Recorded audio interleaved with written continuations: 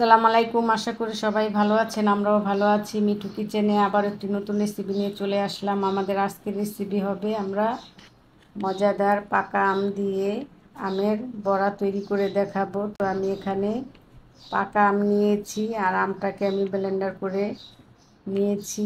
আর আমের বড়াটা তৈরি করতে কি কি লাগবে সেটাও দেখিয়ে দিই। আজকে আমি ময়দা দিয়ে তৈরি করে দেখাবো। এই তো নিয়েছি আমরা এখানে নিয়েছি চিনি 1 কাপ, আর নিয়েছি 1 কাপ ময়দা, স্বাদ অনুযায়ী লবণ। তো এই উপকরণগুলো দিয়ে আজকে আমরা বড়াটা তৈরি করে দেখাবো। আর আপনারা চাইলে এখানে আপনারা কিন্তু চালের গুঁড়িটাও ব্যবহার করতে পারেন। তো প্রথমে আমি এই আমের পিউরিটাই দিয়ে দিব। তো 2 টেবিল চামচ দিয়ে দিলাম, 3 টেবিল চামচ। এখন এর সাথে আমি 1 কাপ ময়দা দিয়ে দিলাম, স্বাদ অনুযায়ী লবণ 1 টেবিল চামচ। আর যেহেতু আমটা মিষ্টি সেজন্য আমি চিনিটা অল্প করে মিক্স করব। এখানে আমি 1 কাপ চিনি নিয়েছি, লাগলে দিব। তো এখন আমি একটি হ্যান্ডওয়াশের সাহায্যে এভাবে এই ডোটাকে মেখে নিব।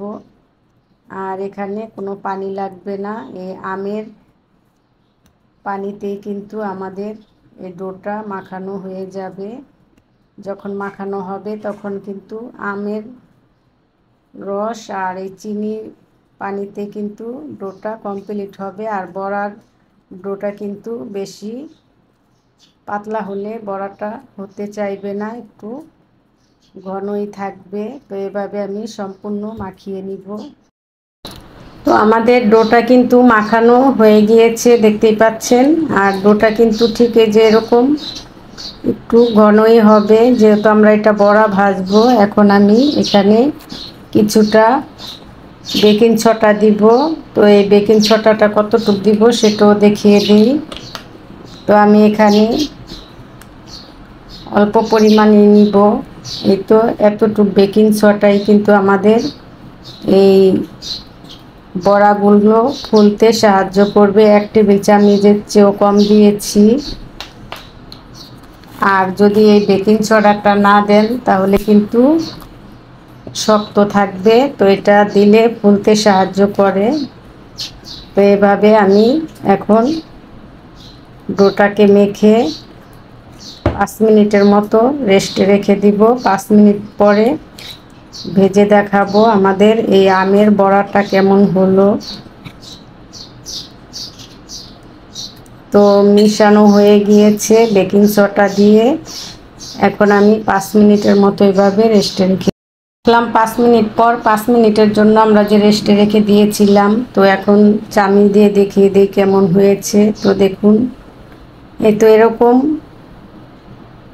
থাকবে এই বড়ার ডোটা। এর চেয়ে বেশি শক্ত হলে কিন্তু তখন ফুলতে চাইবে না। তো আপনারা এরকম করে ডোটাকে তৈরি করে নেবেন। তো চলুন এখন আমরা চুলায় চলে যাই এই বড়াটা ভাজার জন্য। চুলায় চলে আসলাম। চুলায় আমি একটি দস্তা কড়াই দিয়ে তেল দিয়েছি, তেলটাও গরম হয়ে গিয়েছে। তো এখন আমি এই তো হাত দিয়ে এই এতটুকু পরিমাণ করেই এই বড়াটার ডোটা দিয়ে দিব। আর চুলার হিটটা কিন্তু লো মিডিয়ামে থাকবে, বেশি বাড়িয়ে দিলে ভিতরে হবে না, পুড়ে যাবে। তো আপনারা একটু চুলার হিটটা কমিয়ে দিবেন। তো আমি চুলার হিটটা কমিয়ে দিয়েছি, তেলটা গরম হয়ে গিয়েছে পরে। আর অবশ্যই 5 মিনিট আগে তেলটা গরম করে তারপরে কমিয়ে নেবেন। তো এভাবে অল্প অল্প করেই দিতে হবে, বেশি পরিমাণ দিবেন না।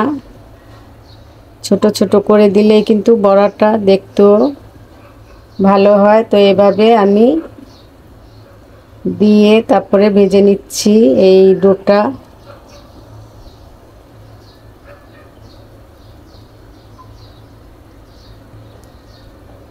আর আমাদের এই পাকা আমের বড়া রেসিপিটা যদি আপনাদের ভালো লেগে থাকে অবশ্যই একটি লাইক দিয়ে দিবেন, সাবস্ক্রাইব করবেন পরবর্তী ভিডিও পাওয়ার জন্য। প্রথমে বড়াগুলো দিয়েছিলাম, তো দেখতেই পাচ্ছেন কতটা ফুলকো ফুলকো হয়েছে, কালারও চলে এসেছে। তো দেখুন, যদি সঠিকভাবে ডোটা তৈরি করে নিতে পারেন তো এই তো এরকম হবে ফুলকো ফুলকো। তো এখন আমি এই বড়াগুলোকে তেলটা ঝরিয়ে উঠিয়ে নিব, উঠিয়ে আমরা বাকি বড়াগুলোকেও দিয়ে দিব। তো দেখুন কতটা ফুলকো হয়েছে আমাদের এই পাকা আমের বড়াটা। এখন উঠিয়ে নিব। প্রথম বড়াটা উঠানো হয়ে গিয়েছে, তো আমি এখন আবারও আগের মতনই এভাবে ছোট ছোট করে দিয়ে দিচ্ছি। তো আপনারা এইভাবেই দিয়ে দিবেন।